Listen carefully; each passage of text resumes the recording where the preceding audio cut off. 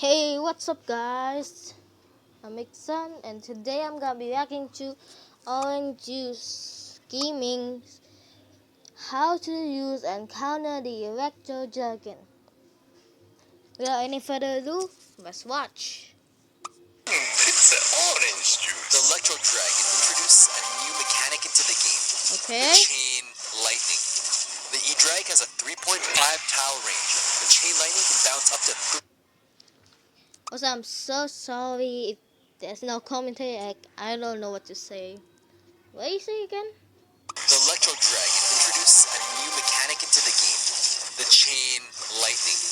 The E-Drag has a 3.5 tile range.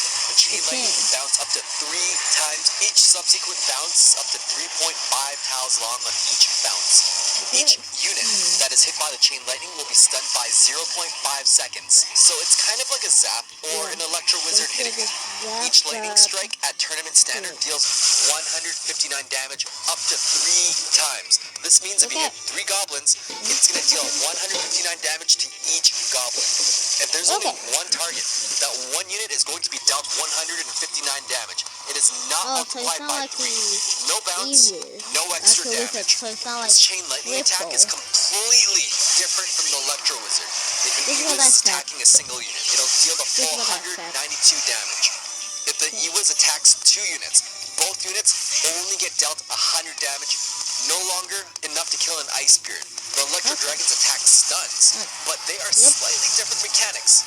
Once the E-Drag locks onto its first target, it'll always continue attacking that first unit for as long as that unit remains within range.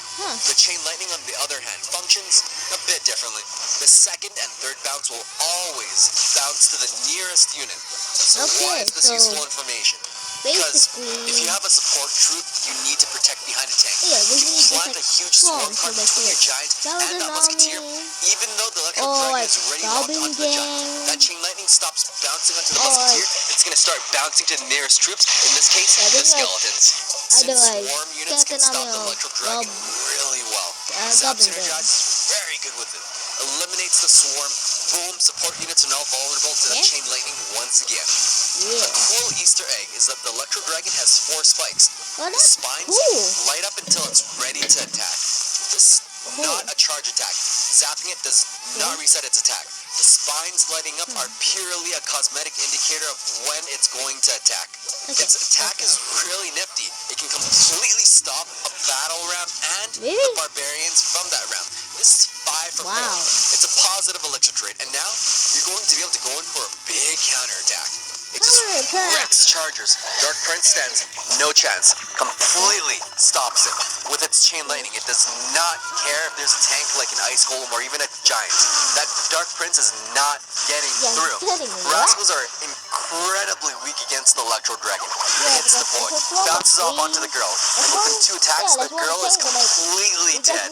Lavahound gets absolutely wrecked by the Electro Dragon, even though it only deals 159 damage to the Lavahound, and even though it attacks really slow, it does stun the Lavahound temporarily, slowing it down a bit. This is whatever, but when it pops, those bounce destroys the Lava Pups. It just absolutely wrecks the Lava Pups, because if you look really closely, that attack finishes off the Lavahound, then it bounces off and hits 2 Lava Pups. Despite its slow attack and its somewhat low damage per unit, it can still stop a balloon from connecting to the tower. The bomb does hit the tower though, so consider using an Ice Spirit to completely stop it with the E-Drag. Its chain mechanic is just so good on defense. It just annihilates the skeletons that the witch spawns. Very efficient at tanking the witch and taking out the skeletons. The Night Witch by itself stands no chance. She spawns 2 bats. The Chain Lightning hits them all. The Night Witch can attack air. She dies really fast to the Electro Dragon. Even with the tank, the Electro Dragon just does such an incredible job of defense to take out all types of support troops with its Chain Lightning. Despite its slow attack and only chaining up to 3 units per attack, it's still enough to take out a Skarmy. If you're in a pinch, you can absolutely stop a Goblin with an E-Drag. The Goblins will still get 2 shots in your tower, so you only use this 5 elixir beast if you're having a bad rotation. If the E-Drag is played in the center, you can kite it with any unit. An Ice Golem can easily kite the dragon. A cannon cart can hilariously kite it, and now you gotta deal with the cannon cart. Even a a barbarian barrel can kite it is ridiculous. But That's ridiculous. like a balloon, a good E-Drag player will place this flying unit at the edge of the map so you Yeah. won't be able to kite it. When they do that, just tank it. A single attack from E-Drag it's not that strong. Ice Golem can stop it pretty well from reaching your princess. Yep. Goblin Giants is like an Ice Golem on steroids. E-Drag stands no chance against the Goblin Giants. Do not Chain Lightning those basket goblins. Do not pass go. Do not collect 200. Baby Dragon, one-on-one, will win against the Electro Dragon just because the E-Drag only deals 159 damage and has lower health. Oh wow. Anything that has a decent amount of health can tank the Electro Dragon fairly well. The best thing you can do is plant your counter away so that the Chain Lightning has no chance to bounce. Of course, you can kill swarms pretty well like Fire Spirits. So if you really want to take out the E-Drag, wait till it gets one hit on your tower, then plant Fire Spirits to just destroy it.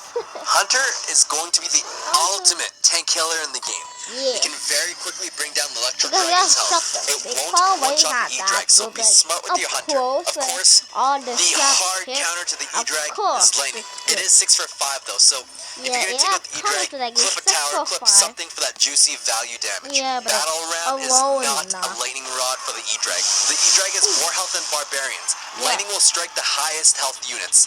Yep. Battle Ram only works as a Lightning Rod in 3M decks because the Battle Ram and the Barbarians have more health than those Musketeers. Yep. Typically, in a Golem push, you might see a Night Witch and maybe even an Electro Dragon. The Electro Dragon is the highest health unit in the game that dies to Lightning. Lightning will almost always strike the E-Drag just because of how high his health is.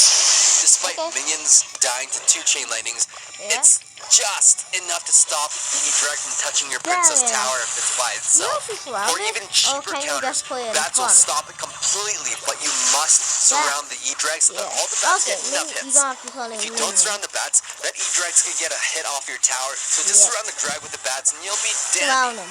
Realistically, some of the top cards to counter the There's Electro five Dragon are exactly. cards that can outrange it. There's gonna be stuff like Musketeer, Flying Machine, Magic Archer, and even the Dark Goblin. This Really? basic board can tank one attack and stops it Yeah, you can completely. take one You attack. don't want to fireball or poison an Electro Dragon. Treat it like a baby dragon. Would you really want to fireball a baby dragon by itself?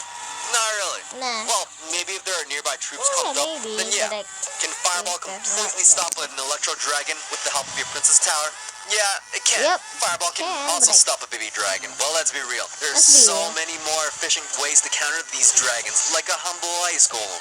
yeah. Since the Chain Lightning travels exactly 3.5 tiles, you can activate the King Tower with any that single way. unit. Plop down a knight, it'll activate the King. You Okay. want to activate it for 1 elixir? Use an Ice Spirit. Boom. Yeah. You can activate the King with an elixir collector when you plant it behind the Princess Tower. But do not do No. this. Just because you can doesn't mean it's okay. This is Yeah. 636 damage to Yeah. your Princess Tower. That is That's more way, damage way, than way, a rocket and a way, fireball way. combined Too on your Princess Tower. Your pump will only replenish 1 elixir. This is the biggest negative elixir trade in all of history. Here's Really? what you want to do though. Find units that can absorb or at least stop 3 Electro Dragon attacks. Throw something down like guards to Stop. absorb 3 hits, then plant whatever unit you want in the back to connect the Princess Tower to the King. Boom! Your princess only took 1 hit, your king is activated, Nice. everyone's happy. Well, except your opponent. If you perfectly Yeah, that's time a snowball, that he'll is only get for 1 hit on your but tower. like, it's a good This is trade. perfect. It's a Then pause. use the It's a Ice Spirit pause to connect there. the Chain Lightning Trade. onto the king, and now you're golden. If you want to get all Mr. Fancy Pants here, Ice Spirit tanks 1 attack, freezes the dragon, and You don't have damages to the dragon. fancy, It'll only though. get 1 hit on your Princess Tower. Yeah, but like, this your King juicy Tower to know to activate the King Tower. activated. Ice Spirit plus any single unit to connect the Princess Tower to the King.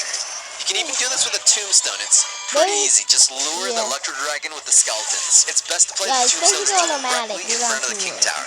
Spawners are generally You don't just have to really time good it. at activating the King. Let's say Yep. you have a 4-2 Goblin Hut placement on the map. Plop down an Ice Spirit, that connects, and that's going to bridge the distance between your Ooh. King Tower and your spawner. Serves Yeah, right that- for trying to snipe your Goblin Hut. Yeah, You can why? activate the King Tower with the Princess precisely on this tile, but your tower Just takes gonna get out? 300 damage and you lose a princess in the Yeah. process. This is absolutely worth it if you can activate the King Tower It's within the worth it, first minute of the but, game, like, and you're able to afford it that's because your cheaper, Princess Tower is at full kinda, health. if you don't The have to use Electro the Dragon's princess. Sentinel alone is incredibly easy to activate with the King Tower. Do not put the Electro Dragon in decks that are instant loss with the King activation. This will be graveyard decks. It's nearly impossible yeah. to recover with an activated King This is using very good graveyard. This editing, also huh? includes Goblin Barrel decks. Well, not impossible. It does shut down a lot of Goblin Barrel damage when a King is activated.